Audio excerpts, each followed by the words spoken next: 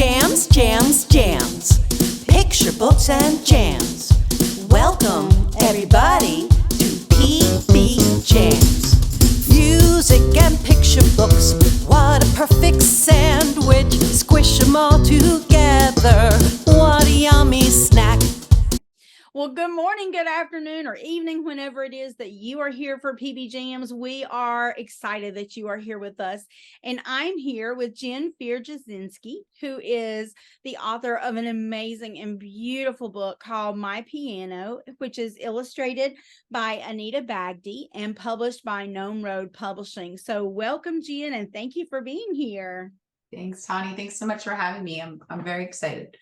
It is we were just chatting before I said I'm getting ahead of myself because the book is just so beautiful. And I can't believe personally how much you packed into this book. It's not only do you share about recital jitters and all the emotions that come with performing for people and the parts of the piano, but you also worked in a cumulative structure and rhyme. I'm like, what in the world, girl? What? Thanks. Talk to us about the inspiration and kind of how all those pieces came about to create this beautiful book.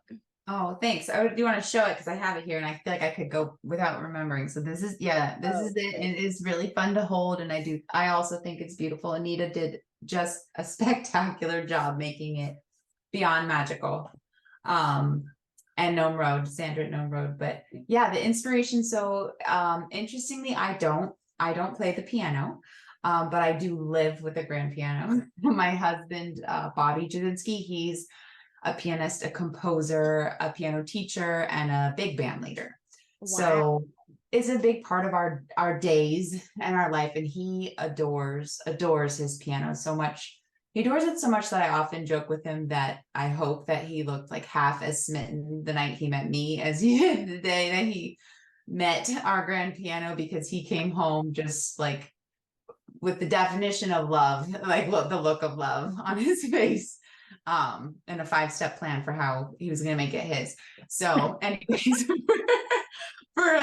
for years, all I really did was listen to him play, and I appreciate his music and love that, until one day our piano technician came over, and I happened to be home when she was here for a tuning, and we were just chatting and catching up a little bit.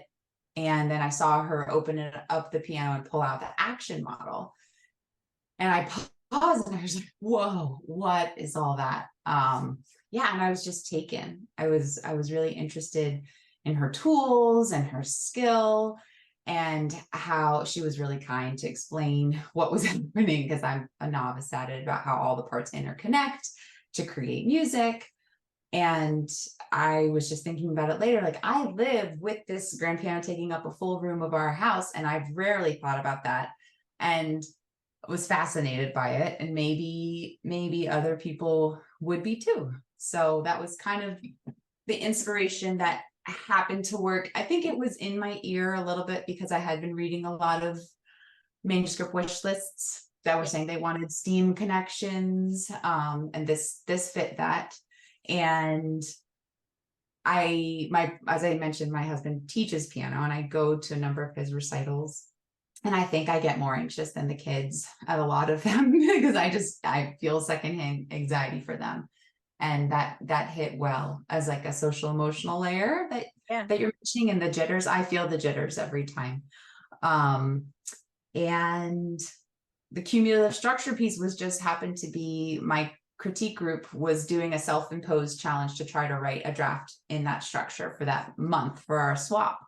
And those inspiration ingredients just kind of mixed. Doesn't always happen. Certainly doesn't always happen, but when it does, it was fun. The ingredients just mixed well, and it worked out for this one. So it was fun. Yeah. It's amazing. I think those cumulative structures are really challenging to write. And then I think too, like, as a read aloud, like I read your book aloud earlier today, like just to myself, but sometimes when you have books with that cumulative structure, you kind of get bored by the end of it. You know what I'm saying? Like, oh my gosh, I've read this over and over, but yours does not feel like that. And I think that is just phenomenal that you can, and it's very technical. Like, it's very technical, not over kids' heads, but it is extremely, yeah, just that technicality, and you would think that it might get old by the end, but it doesn't. So I think that's a Oh, real tribute to your writing. thank you. Thank you. That's something I feel that way too sometimes when reading cumulative structure. So I was being conscious of it. And took some breaks to veer into the recital and the emotions Yeah. for it. But yeah, thanks. That's nice to hear. So, so you mentioned that you wrote this as a challenge. Talk to us about kind of that writing process, the revision, and the journey to publication. What was that like? Sure. Yeah. So I needed to study a lot of mentor texts that were written in cumulative structure. I went back to the house that Jack built and I studied that for a while in order to make that happen. I have a fabulous critique group that's very patient with me and is not afraid to let me know when I'm not on the mark, and would tell me to, encourage me to try again.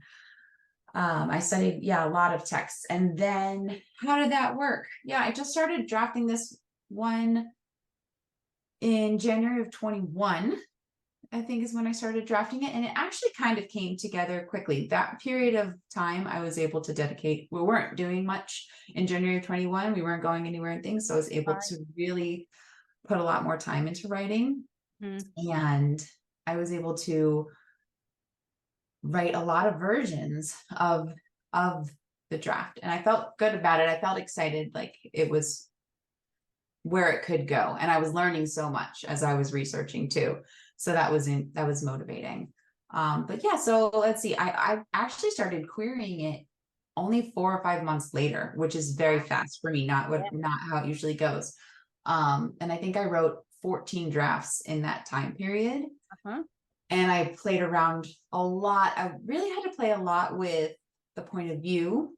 I wrote it in a lot of points of view, and I wrote the social emotional layer a lot of different ways. In terms of who was nervous or when, during the recital or before the recital or after. And I was receiving good feedback from agents. So that was encouraging to keep going with it and to kind of make it one of my top priority manuscripts. I got a couple requests for more work and then a couple R&Rs. And I laughed because I think it was one day one agent asked for an R&R it was written in rhyme and asked for it to be rewritten in prose. And then I sent out the prose one later because once I got it to a place where I liked it and I got an R&R. Could you write it in rhyme? And I was like, absolutely love that. No problem. So Pull the old version out. Which point of view would you like in it?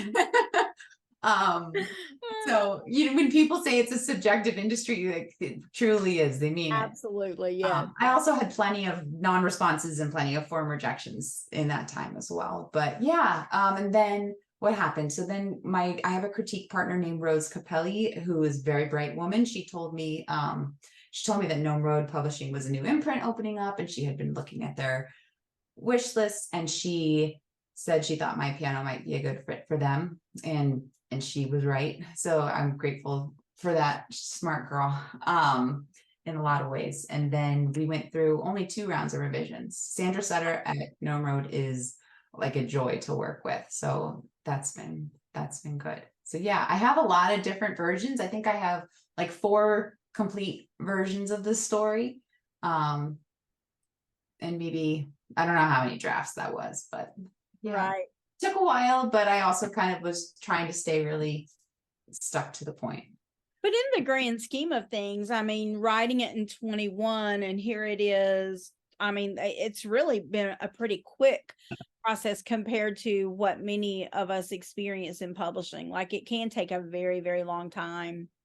So that's really amazing. And especially with all the complexity, with all the layers and the structure, that's pretty impressive. I'm thankful for YouTube. I'm thankful for other books. I read a lot of picture books about pianos and pianists and was able to learn from those too. So yeah, it has been a lot faster than things can go in the industry. And I certainly have manuscripts that I've been working on for 6-7 years that I'm still needing to come back to. Yep.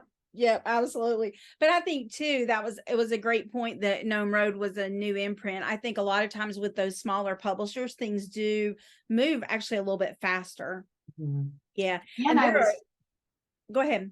I was fortunate they were accepting unagented submissions and that's a very rare thing to find as well. Yeah. At that time.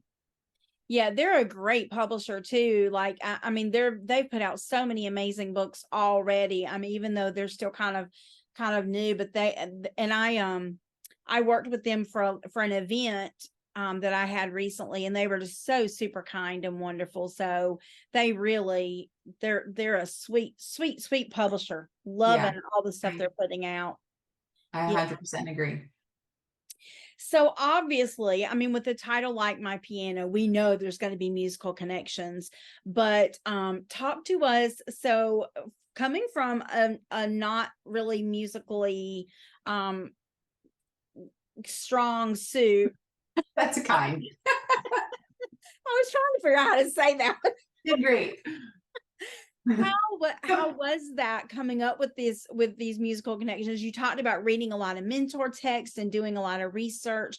Obviously, you had this expert here that you were, leaning on and actually getting to see that hands-on.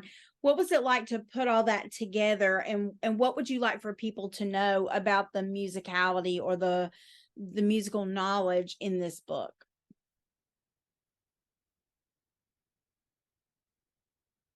Great question. I mean, I think in some ways, not having a musical background, it says my internet connection is unstable. So let me know if it's hard to hear me. Okay.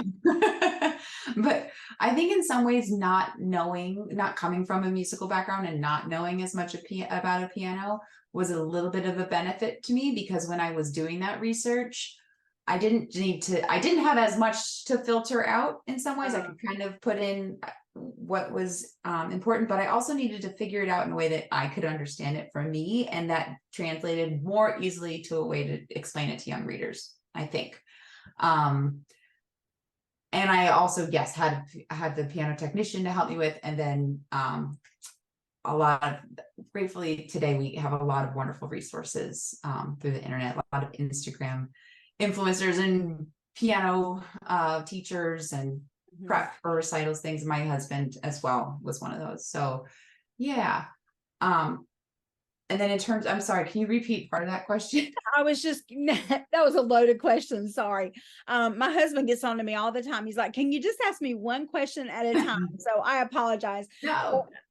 Just in terms of the musical knowledge, what do you really hope that people, and kids, I guess in particular, what do you really hope they take away from this book?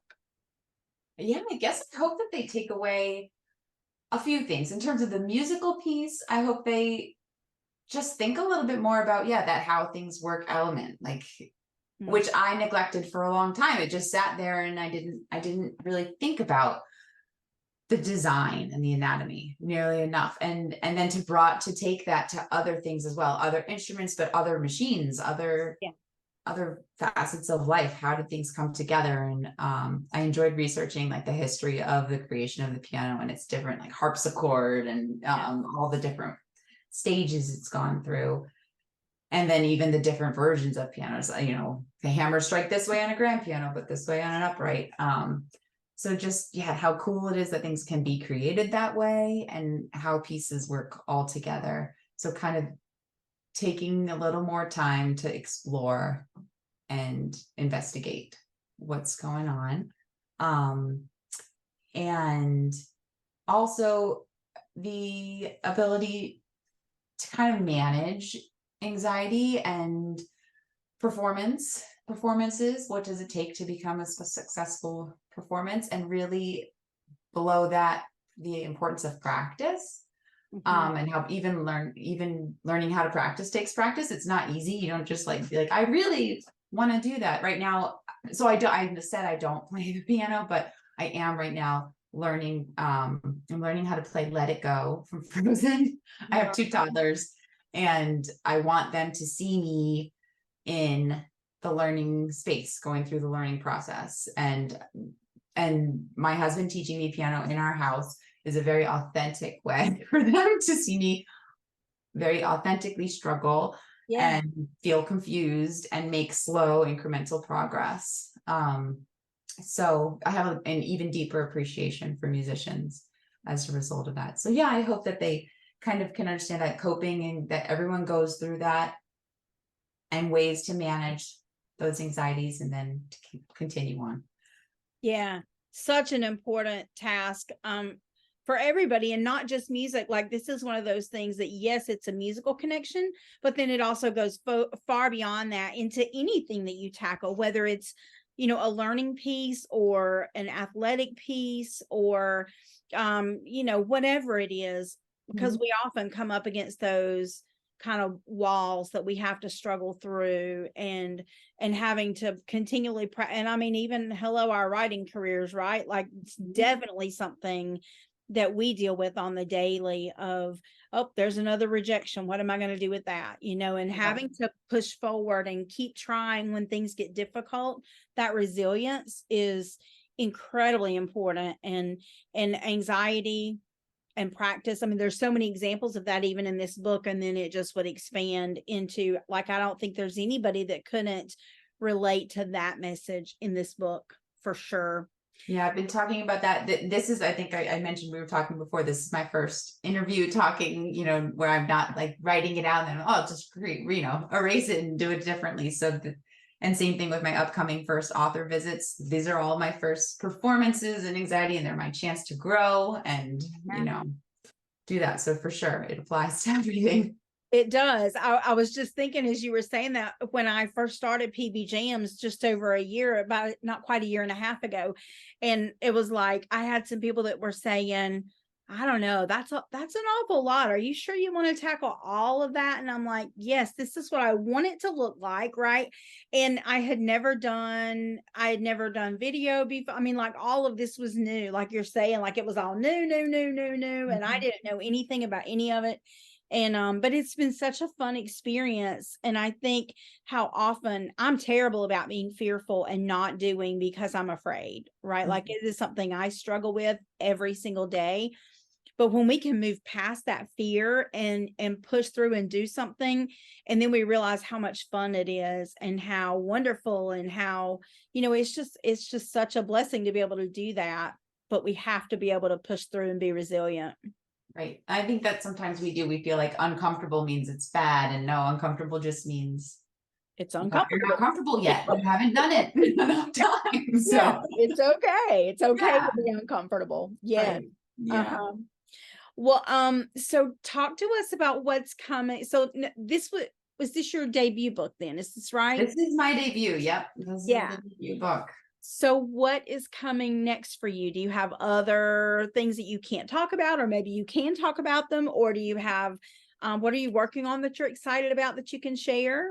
Sure. Yeah. So I'm grateful you asked, because it's the first time that I can talk a little bit. So yeah, so it's exciting. So I kind of was living in this, like, yes, I'm going to do the interviews and I'm going to do an author visit, because who knows if I'm ever going to get to do this again. Yeah. But I want to live it, you know, to my maximum comfort. But yes, I'm really grateful to do more titles with Gnome Road. So the first one is called Sidewalk Chalk, and it releases in 2025. And it's a story, I like to call it a story about community, creativity, and collaboration. And it's the story of a group of neighborhood kids who come together and they're creating a storyscape on their sidewalk. And it's really a story of a shy kid who's kind of not sure about joining in and approaching, and their development through that. And just as they do, it reads like drip, drop, flip, flop. There's a rain, and then it goes to a storm. And so it's very sparsely worded. It's only 60 words. It really reads more like a poem. It's in rhyme, and it's heavy on onomatopoeia. So it was a lot of fun to write. And that's 2025. And I can't say much else about the other work, but I am allowed to say, I could say that there are plans to continue with more books like my piano. Oh, Yeah, which is exciting. So maybe we can do this again and I'll be more practiced. that sounds amazing. Yeah. You know, one of the things when I'm teaching about instruments with my K2 students, and one of the, you know, it always comes up about the piano. Well, what is it? Is it string, percussion, brass, or woodwind? You know, which one is it? Uh-huh. And they have no idea of those inner workings, you know, that make it string, you Yeah. know. So it's percussion and it's string Yeah. both. And Mhm. so this book, I think, you know, we didn't talk about this yet, but I think for music teachers, this book and any others that may come after it in this vein they're just going to be fabulous for the music teachers out there, because it just breaks it down so beautifully. And I think it's going to be really helpful to teachers who are trying to explain to kids, well, it's a little bit percussion, it's a little bit string, because it has, you know, aspects of both. Yeah. Yeah, really cool. I have to also note that's one of the things that's mentioned in Gnome Road puts out fabulous educator guides and resource packets for their books. And that's one of the things mentioned, like, is it percussion? Is it strings? And so just if people are interested in looking through that information too, it's really, I think they do a fabulous job. And is that is it on your website, on their website? It's on their website. It will be linked through my website, but yep, if you click on my piano on there, browse books, go to my piano, and then it has educator resources. Perfect. I'll make a note to look for that, and I'll be glad to link that up too Cool. Yeah, in this episode, so folks can take a look at that. Yeah. And then other than that, I'm grateful to just keep writing and be creating. I mean, it really is right now, in some ways, my escape, you know, to get into my own head a little bit and be with me. And yeah, I'm still querying. I'm looking for an agent at one point, so hopefully that will happen. But I'm just like, I can't believe I have three books. I'm very grateful and excited. Yeah, that's amazing. That is absolutely amazing. Well, man, yeah. Just guys, if you have not read this, you just have got to go get it. It's so beautiful. Every music teacher should have a copy. Every parent whose kids are taking piano lessons should have a copy. Like, it's just such a lovely book. It's so beautiful. The illustrations, as Jen mentioned, are just astounding. They're really, really beautiful. And so thank you, Jen, for being here today and talking about this gorgeous book. Thank you. Thanks so much for the time and your compliments and thinking about it and all that you do with PBJamz. I appreciate looking through it, and then I eat peanut butter and jelly more often than my toddler, so I'm always interested in the recipes. Like, the blondies are good. I am glad to hear somebody say that. I think it's one of the underappreciated aspects of PBJ. Yeah, I really enjoy it. I love hearing that. That's awesome. Well, guys, thank you for being here for this episode of PBJamz. And I'm going to be linking all of Jen's amazing links below and the teacher guide. And she's giving away a winner's choice. So you get a few choices if you win for this episode. You can choose a Zoom session with Jen. That's either an Ask Me Anything if you're an author, illustrator. If you're a teacher, she will Zoom into your classroom and visit with your kids and read the book, I'm assuming, and chat about that a little bit. She will also do a signed copy if you choose that as your prize, if you are the winner, or if you'd prefer a critique, she will do that too. So you have lots of choices if you are the winner this time. So make sure you go to the blog. If you're watching this on YouTube, make sure you go to the blog, watch it there, leave us a comment, let us know what you love, what you're excited about, what maybe struck a chord, no pun intended, with you today with this episode. And make sure you support our authors in all those great ways, giving them shout outs on social media, reviewing their books on Goodreads and Amazon and Barnes and Noble, word of mouth, sharing out, requesting them from the library. All those ways are ways that you can support our authors, and many of them don't cost you a penny. So please share out about this beautiful book. Check it out from your library. Share it with your kids, share it with your students, share it with every music teacher you know, and every parent who's, like I say, has their kids taking piano lessons. It is just a stunning, beautiful, very well written book that you're gonna love and they're gonna enjoy as well. And it's fun to read aloud. I'm still pretty amazed at how wonderful it is to read aloud. So all the things, everything's going to be linked below. Leave a comment. Thanks so much for being here, and we will see you next time with the peanut butter and jelly snacks and all that. PBJamz. Thanks. PBJamz, what a yummy treat. Jamming PBs all the time.